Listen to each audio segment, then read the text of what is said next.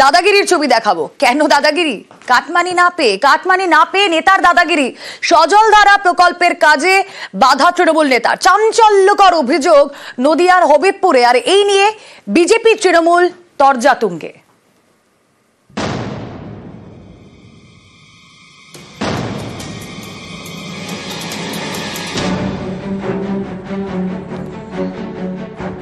পরিশ্রুত খাবার জল সরবরাহ করতে সজলধারা প্রকল্প।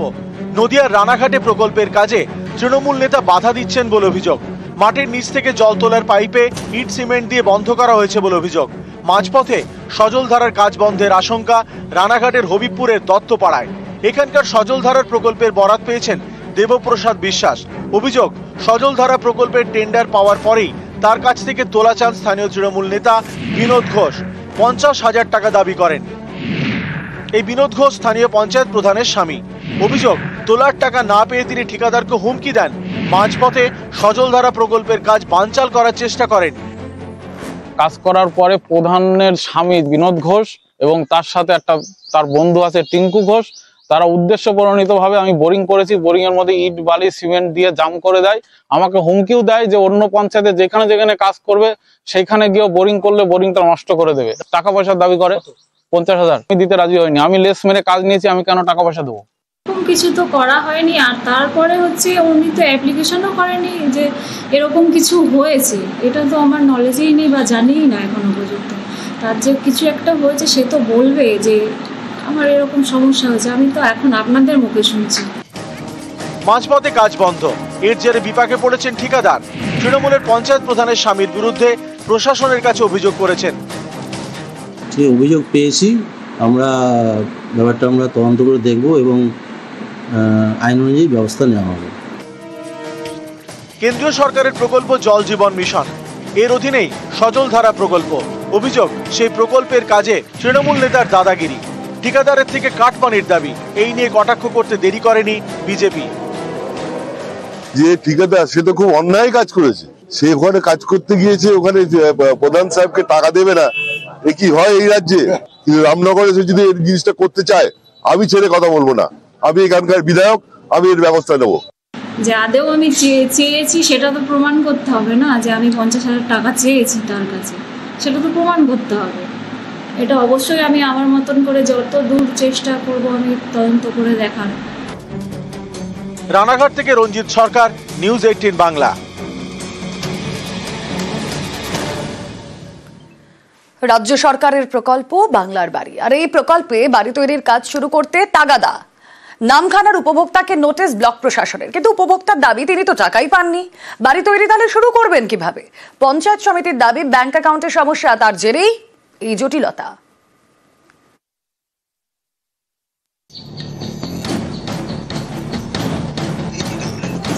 রাজ্য সরকারের টাকায় পাকা বাড়ি, প্রকল্পের নাম বাংলার বাড়ি। প্রতি উপভোক্তার জন্য বরাদ্দ 1,20,000 টাকা, 2 দফায় 60,000 করে। গত বছরের ডিসেম্বর থেকে প্রথম কিস্তির টাকা দেওয়া শুরু করে রাজ্য সরকার, কিন্তু অনেকে টাকা পেয়েও বাড়ি তৈরি শুরু করেননি। এই অভিযোগ দক্ষিণ 24 পরগনার নামখানার বাসিন্দা নিখিল দলপতির বিরুদ্ধেও। তাকে দ্রুত বাড়ি তৈরির কাজ শুরু করতে তাগাদা দিয়েছে ব্লক প্রশাসন, ধরিয়েছে নোটিশও। কিন্তু নিখিল দলপতির দাবি তার অ্যাকাউন্টে তো টাকাই পড়েনি। বাড়ি তৈরি করবেন কিভাবে? বিডিও অফিসে যাই, যে দেখুন স্যার আমার নামে কিন্তু টাকা ঢুকেনি, অথচ আমার বাড়ির নোটিশ গেছে, এখনো পর্যন্ত কোনো টাকা ঢুকেনি। আমার নামে নোটিশ এসছে মানে টাকাটা আমার এসছে, টাকাটা ঢুকেছে। টাকাটা কোথায় গেছে, কোথায় আমরা কি করে জানবো? আমরা সাধারণ মানুষ। নামখানার দেবনগরের বাসিন্দা নিখিল দলপতি মাটির ঘরে থাকেন, পাকা ঘরের খুবই দরকার। বাংলার বাড়ির তালিকায় নাম উঠলেও টাকা মেলেনি বলে দাবি। এদিকে বাড়ির কাজ শুরু করতে বলে নোটিশ ধরিয়েছে ব্লক প্রশাসন। অ্যাকাউন্টের সমস্যা থাকতে পারে, সেজন্য হয়তো টাকাটা ঢোকে। অলরেডি সেই সব বেনিফিশিয়ারি যদি আমাদের সঙ্গে যোগাযোগ করে, আমাদের আধিকারিক আছে, বিআই সাহেব আছেন, এবং যদি পঞ্চায়েত সমিতির তরফ থেকে যদি ওনারা আমাদের কাছে জানান, অবশ্যই সেটা সঙ্গে সঙ্গে রেকটিফাইড করে সেই যে টাকাটা পায় তার জন্য ব্যবস্থা। প্রথম দফায় বাংলার বাড়ির উপভোক্তা 12 লক্ষ। গত ডিসেম্বরে উপভোক্তাদের অ্যাকাউন্টে প্রথম কিস্তির টাকা দেওয়া শুরু হয়। সেই 60,000 টাকায় বাড়ি তৈরির কাজ কতটা হয়েছে, সম্প্রতি এই নিয়ে নবান্নে রিপোর্ট দেয় পঞ্চায়েত দপ্তর। তাতে মেলে চাঞ্চল্যকর তথ্য। পঞ্চায়েত দপ্তরের রিপোর্ট অনুযায়ী 6 জেলায় বাড়ি তৈরির কাজে অত্যন্ত ঢিলেমি দেখিয়েছে। এই তালিকায় দ্বিতীয় স্থানে দক্ষিণ 24 পরগনা। নামখানা থেকে বিশ্বজিৎ হালদার, নিউজ 18 বাংলা। বরফে ঢাকলো উত্তর সিকিম। বরফ মোড়া ভারত চীন সীমান্তের ছাঙ্গুলে যতদূর চোখ যায় শুধু বরফ আর বরফ। রাস্তা জুড়ে বরফের পুরু চাদর, উচ্ছ্বাস পর্যটকদের।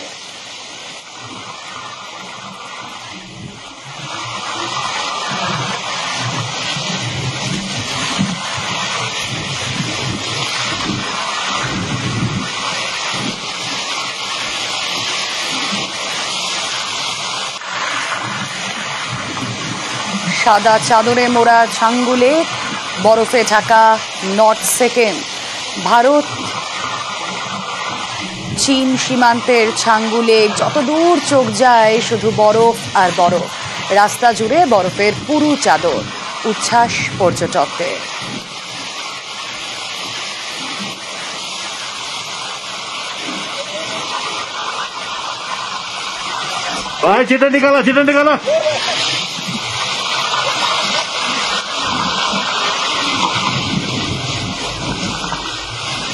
সাড়ে ছটা লেখা নেই।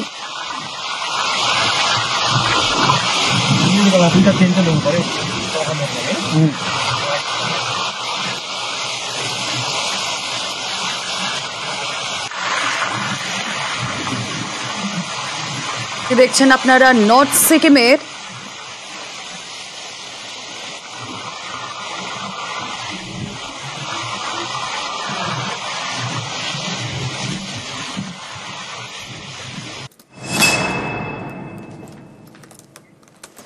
নমস্কার, দেখছেন নিউজ 18 বাংলা। আমি রুমেলা রয়েছি আপনাদের সঙ্গে। ঘড়িতে সময় 6টা মানে জেলা থেকে সরাসরি সব খবর সবার আগে আপনাদের সামনে। চাকরিহারাদের পাশে রাজ্য সরকার। এই মুহূর্তে গুরুত্বপূর্ণ একটি মিটিং চলছে শিক্ষামন্ত্রীর সঙ্গে চাকরিহারাদের। আসুন সেই খবরের দিকে নজর রাখা যাক। চাকরিহারাদের সঙ্গে শিক্ষামন্ত্রীর বৈঠক। ইতিমধ্যেই বৈঠক প্রায় 1.25 ঘন্টা হতে চললে এই বৈঠক শুরু হয়েছে। বৈঠকে এসএসসি চেয়ারম্যান এবং পর্ষদ সভাপতি সুপ্রিম কোর্টে রিভিউ পিটিশন করছে এসএসসি আইনি প্রক্রিয়া নিয়ে। চাকরিহারাদের সঙ্গে কথা।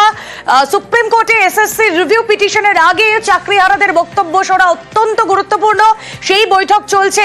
শিক্ষামন্ত্রীর কাছে একাধিক দাবি নিয়ে চাকরিহারাদের 13 জনের প্রতিনিধি দল তারা গিয়ে পৌঁছেছেন। প্রায় 1.25 ঘন্টা হতে চললো।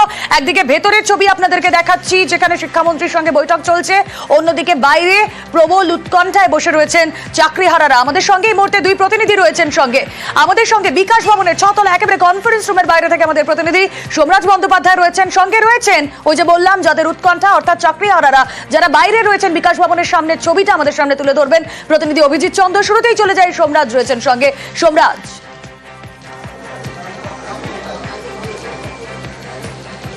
দেখো বৈঠকের একদম শেষ ভাগে চলে এসেছে বলে সূত্র মারফত জানা যাচ্ছে এবং এই বৈঠকের যে শেষ অংশ সেটি হচ্ছে এই সুপ্রিম কোর্টে এসএসসির তরফে যে রিভিউ পিটিশন করা হবে সেই রিভিউ পিটিশনে যারা চাকরিহারা যারা শিক্ষক শিক্ষিকা রয়েছেন তাদের তরফে যে মতামত এবং এসএসসির যে মতামত যেন এক হয়, যেন সমন্বয় থাকে এবং সেই নিয়েই মূলত আলোচনা চলছে দুপক্ষের। অবশ্যই চাকরিহারা শিক্ষক শিক্ষিকাদের যে প্রতিনিধি দল 13 জনের তাদের তরফে দাবি রাখা হয়েছে শিক্ষামন্ত্রীর সামনে এই যোগ্য অযোগ্য পৃথকীকরণ এবং এই যোগ্য অযোগ্য পৃথকীকরণ নিয়েই যাতে সুপ্রিম কোর্টে রিভিউ পিটিশনে যায় এসএসসি। এবং তাদের তরফে দ্বিতীয় দাবি রাখা হচ্ছে এই যে মিরর ইমেজ ওএমআরের সেই মিরর ইমেজ যাতে প্রকাশ করা হয় এবং এই মিরর ইমেজের কপি নিয়েও যাতে এসএসসি যায় রিভিউ পিটিশনে, তাহলে এক্ষেত্রে যোগ্যদের চাকরি সুরক্ষিত থাকবে বলেই মনে করছেন এসএসসির চাকরিহারা শিক্ষক শিক্ষিকারা। এই দাবি তারা আপাতত রেখেছেন শিক্ষামন্ত্রী ব্রাত্য বসুর কাছে। অন্যদিকে শিক্ষামন্ত্রী ব্রাত্য বসু পরামর্শ দিয়েছেন বৈঠক চলাকালীন যাতে তারা এই আন্দোলন নয় আলোচনাতে আসুন। রাজ্য আবার আলোচনা করবে। 17 তারিখ মধ্যশিক্ষা পর্ষদের যে আবেদন সেই আবেদনের ভিত্তিতে শুনানি রয়েছে সুপ্রিম কোর্টে। অবশ্যই সেই দিনটা গুরুত্বপূর্ণ এবং যাতে আদালত যাতে তাদের এই সিম্প্যাথিকে দেখতে পারে সেক্ষেত্রে তারা যাতে কোনো আন্দোলন এমন আন্দোলন না করে যাতে গোটা বিষয়টি তাদেরই বিপরীতে চলে যায় সেই পরামর্শ শিক্ষামন্ত্রী ব্রাত্য বসু এই দিন দিয়েছেন আন্দোলনকারী যারা চাকরিহারা শিক্ষক শিক্ষিকা রয়েছেন তাদের। মূলত তাদের তরফে যে 2টি দাবি সেই দাবি তারা রেখেছেন। এখন আলোচনার একদম শেষ অংশে রয়েছে যেটি হচ্ছে সুপ্রিম কোর্টের রিভিউ পিটিশন নিয়ে, যেটা তোমাকে বারবারই বলছিলাম যার জন্যই আজকে বৈঠকটি ডাকা হয়েছে। সোমবার নেতাজি ইন্ডোর স্টেডিয়ামে মুখ্যমন্ত্রী মমতা বন্দ্যোপাধ্যায় যে বৈঠক করেছিলেন। সেই বৈঠকে চাকরিহারা শিক্ষক শিক্ষিকাদের তরফে যে 8 দফা দাবি, সেই দাবির কিন্তু বেশিরভাগ দাবির পক্ষে ইতিবাচক ইঙ্গিত দিয়েছেন খোদ মুখ্যমন্ত্রী। আজকের বৈঠকই হচ্ছে যাতে এই সমন্বয়ের অভাব না হয়, এই রিভিউ পিটিশনকে কেন্দ্র করে, যে রিভিউ পিটিশনের দিকে তাকিয়ে রয়েছেন হাজার হাজার শিক্ষক শিক্ষিকা শিক্ষাকর্মীরা, কারণ তারা মনে করছেন সরকার যদি রিভিউ পিটিশন সঠিকভাবে করেন, তাদের দাবি মেনে করেন, তাহলে তাদের ভবিষ্যৎ কোথাও না কোথাও সুরক্ষিত থাকার সম্ভাবনা রয়েছে। আর এই রিভিউ পিটিশন নিয়ে মূলত আলোচনা চলছে, যেটা মনে করা হচ্ছে এই বৈঠক আরো 40-45 মিনিট হতে চলেছে। আচ্ছা, বৈঠকের এখনো প্রায় 40-45 মিনিট বাকি এবং চাকরিহারাদের পাশে রাজ্য সরকার। আজকের যে মিটিং আপনারা দেখছেন শিক্ষামন্ত্রী ব্রাত্য বসুর সঙ্গে মিটিং, এবং সুপ্রিম কোর্টে যে রিভিউ পিটিশন দিতে চলেছে কমিশন, স্কুল সার্ভিস কমিশন, সেখানে যারা চাকরিহারা তাদের বক্তব্য ইকুয়ালি ইম্পর্টেন্ট। তাদের বক্তব্য শুনছেন এসএসসি চেয়ারম্যান, পর্ষদ সভাপতি, মধ্যশিক্ষা পর্ষদ সভাপতিও সেখানে রয়েছেন। শিক্ষামন্ত্রীর সঙ্গে চাকরিহারাদের এই বৈঠকের কি আউটকাম, অবশ্যই প্রতি মুহূর্তে আপনাদের সামনে লাইভ আপডেট তুলে ধরছি আমরা নিউজ 18 বাংলা। আসুন এবার বাইরের ছবি, যেই কথা আপনাদের শুরুতেই বলছিলাম, জেলা থেকে সরাসরি আমাদের প্রতিনিধি অভিজিৎ চন্দ্র রয়েছেন। ভেতরে চলছে বৈঠক আর বাইরে প্রবল উৎকণ্ঠা। কি ভাবছেন তারা, কি হতে পারে, কতটা আশায় বুক বাঁধছেন বাইরে থাকা চাকরিহারারা?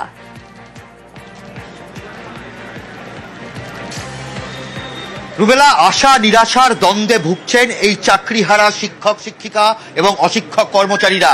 বা ভেতরে বৈঠক চলছে, বৈঠক শেষ লগ্নে, আর বাইরে এই চাকরিহারারা একটা অত্যন্ত গুরুত্বপূর্ণ ছবি, বিকাশ ভবন যে লেখাটা দেখতে পাচ্ছেন তার ঠিক ওপরেই শিক্ষক শিক্ষিকারা যারা ক্লাসে, যাদের চক ডাস্টার নিয়ে থাকার কথা, যাদের মিড ডে মিল দেওয়ার কথা, সেই ছবি ভেসে উঠছে। আর বাইরে শিক্ষক শিক্ষিকা সেই ছবি দেখছেন, সেই ছবি দেখে তাদের চোখের জল শুকিয়ে গেছে থেকেও কম বলা যেতে পারে। তারা কি ভাবছেন? আপনার নাম? আমি তাহাজুল ইসলাম। কোন স্কুলে পড়ান?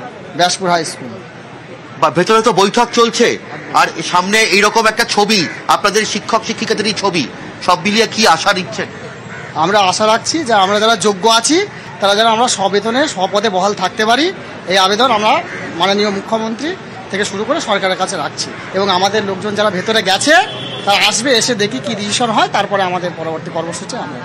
রুবেলা, এই চোখ বলে দিচ্ছে, এই মুখ বলে দিচ্ছে যে কি ভয়ানক পরিস্থিতির মধ্যে প্রত্যেকে দিন কাটাচ্ছেন এবং এখন আশা নিরাশার দ্বন্দ্বে ভুগছেন এই চাকরিহারা শিক্ষক শিক্ষিকারা। এবং তবে তারা আশা রাখছেন যে তারা জয়যুক্ত হবেন, তারা আবারও চক ডাস্টার হাতে নিয়ে আবারও শ্রেণীকক্ষে বা ক্লাসরুমে তারা পৌঁছে যাবেন। এবং সেই আশা নিয়েই তারা বিকাশ ভবনের বাইরে তারা এখনো রাস্তায় বসে আছেন, কেউ দাঁড়িয়ে আছেন। প্রত্যেকে উৎকণ্ঠিত, প্রত্যেকে ভাবছেন কখন বৈঠক শেষ হবে, কি নির্যাস বেরোয়, সেই নির্যাসের দিকে প্রত্যেকে তাকিয়ে আছেন। এবং যে রিভিউ পিটিশন এসএসসির পক্ষ থেকে সুপ্রিম কোর্টে হবে তার জন্য তাদের অধীর আগ্রহে অপেক্ষা করছেন। রুমেলা, একেবারেই অভিজিৎ, আমরা তাদের কথাও এর পরবর্তীতে শুনবো। বৈঠক শেষ হতে এখনো মিনিট 40 বাকি, যে আমাদের প্রতিনিধি সোমরাজ বন্দ্যোপাধ্যায় আপডেট করছিলেন। যে মিটিং চলছে, শিক্ষামন্ত্রী রয়েছেন, মধ্যশিক্ষা পর্ষদের সভাপতি রয়েছেন, এসএসসি চেয়ারম্যান রয়েছেন, আইনি প্রক্রিয়া রয়েছে, কারণ সুপ্রিম কোর্টে যে রিভিউ পিটিশন দেবে কমিশন, স্কুল সার্ভিস কমিশন, সেখানে চাকরি হারাদের বক্তব্য শোনাও ইকুয়ালি ইম্পর্টেন্ট। কি হয় এই বৈঠকে নজর থাকবে। এবং এই বৈঠক যা চলছে, যা ওই 4:15 নাগাদ শুরু হয়, তার আগে আমরা আজ বেলা 12:10 থেকে দেখেছিলাম জমায়েত করতে শুরু করেন চাকরিহারারা। তাদের অভিযান ছিল আচার্য সদন অভিযান, এসএসসি যে ভবন তা অভিযান, সেইখানের ছবিগুলো আপনাদের সামনে তুলে ধরবো একেবারে পরপর টাইম লাইন। বেলা 12:10 ঠিক কি হয়েছিল দেখুন একবার। দুপুর 12:10 চাকরিহারা শিক্ষকদের জমায়েত, তারা ব্যানার নিয়ে আমরা চাই ন্যায় বিচার, এই ব্যানারে তারা পথে নেমেছিলেন করুণাময়ী সল্টলেকে। তাদের জমায়েত, তাদের অভিযান ছিল এসএসসি ভবন অর্থাৎ আচার্য সদনের উদ্দেশ্যে।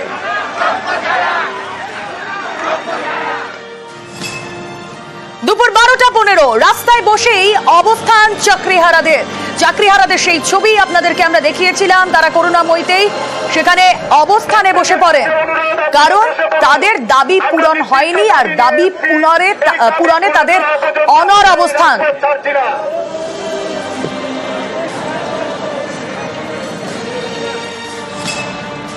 দুপুর 1টা এসএসসি ভবনের সামনে চাকরিহারা শিক্ষকরা তারা পৌঁছে যান। এখানেও তারা দাবি পূরণের জন্য অবস্থানে বসে পড়ে।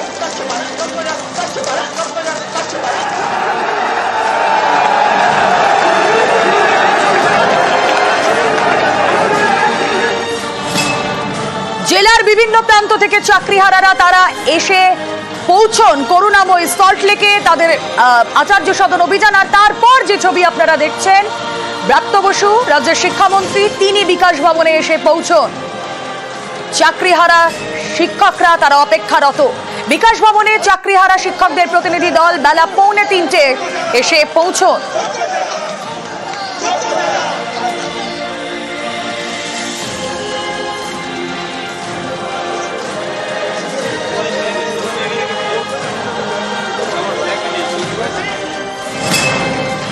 বিকেল 3:40 বিকাশ ভবনে 6 তলায় কনফারেন্স রুমে পৌঁছে যান চাকরিহারা শিক্ষকরা। প্রথমে তাদের 12 জনের প্রতিনিধি দল, তারপর আরো একজনকে ইনক্লুড করা হয়। টোটাল 13 জনের প্রতিনিধি দল তারা পৌঁছে যান বিকাশ ভবনের 6 তলার কনফারেন্স রুমে।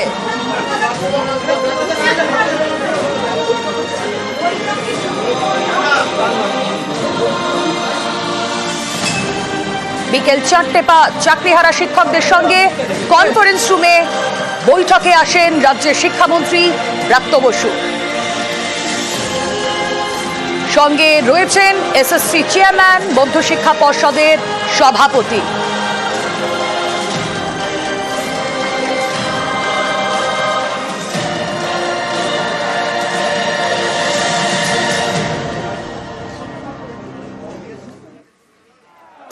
আর তারপর যে ছবিটা আপনাদের সামনে আমরা রাখছি, 4:15 মিটিং শুরু হয় এবং এখনো পর্যন্ত সেই মিটিং চলছে। খুবই গুরুত্বপূর্ণ এই মিটিং, প্রায় 2 ঘন্টা হতে চললো এই মিটিংয়ের। এই মিটিংয়ের পর আমরা যে ছবি দেখছি, এসএসসি ভবনের সামনে যে ছবি দেখছি, সেখানে আশায় বুক বাঁধছেন চাকরিহারারা। যে 22 লক্ষ পরীক্ষার্থী আছে তাদের প্রত্যেকের ওএমআর সিট, তাদের ইন্টারভিউর মার্ক সমস্ত ওয়েবসাইটে আপলোড করা হোক, যাতে যে রায় হয়েছে 14 নম্বর এবং 16 নম্বর যে ক্লজ আছে যেখান থেকে প্রাতিষ্ঠানিক দুর্নীতির কথা উঠেছে, সেই দুর্নীতির যে জায়গাটা সে যেন পরিষ্কার উঠুক এবং সেখান থেকে যোগ্য অযোগ্যদের লিস্ট পৃথকভাবে কমিশনের ওয়েবসাইটে প্রকাশ হোক। আমরা যারা যোগ্য তারা যেন সসম্মানে নিজেদের শিক্ষা প্রতিষ্ঠানে ফিরে যেতে পারি, এটাই আমাদের ডিমান্ড। তাই আমাদের ওএমআর এ মিরর কপি আমরা চাই।